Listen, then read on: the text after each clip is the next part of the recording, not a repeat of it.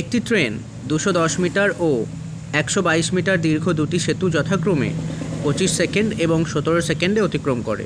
ট্রেনটির গতিবেগ কত নির্ণয় করতে হবে? এই ট্রেনটি 210 মিটার একটা সেতু আর 122 মিটার আর একটা সেতুকে অতিক্রম করছে। প্রথমে এই সেতু দুটোর দৈর্ঘ্যের বিয়োগফল বের করতে হবে। তাহলে এই দৈর্ঘ্য তাদের বিয়োগফল বের করতে হবে। তাহলে 210 থেকে বিয়োগ হয়ে যাবে কত? 122। বিয়োগ করে বের করব কত হয়। আর এই যে সময় লেগেছিল একটাতে 25 সেকেন্ড আর একটা লেগেছে 17 সেকেন্ড, এই দুটোর বিয়োগ বের করে দিতে হবে।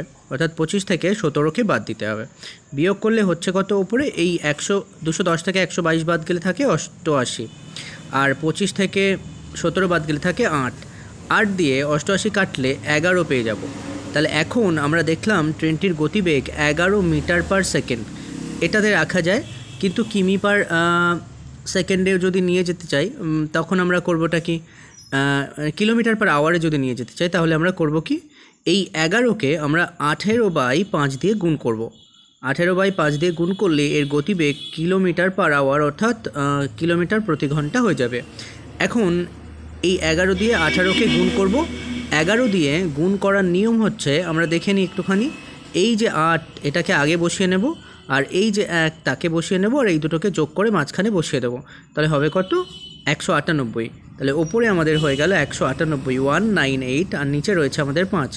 এখন এটা ভাগ করতে হবে, কিন্তু ভাগ করার একটা প্ল্যান করে নেওয়া যাক সহজে। নিচেরটাকে 10 বানাবো।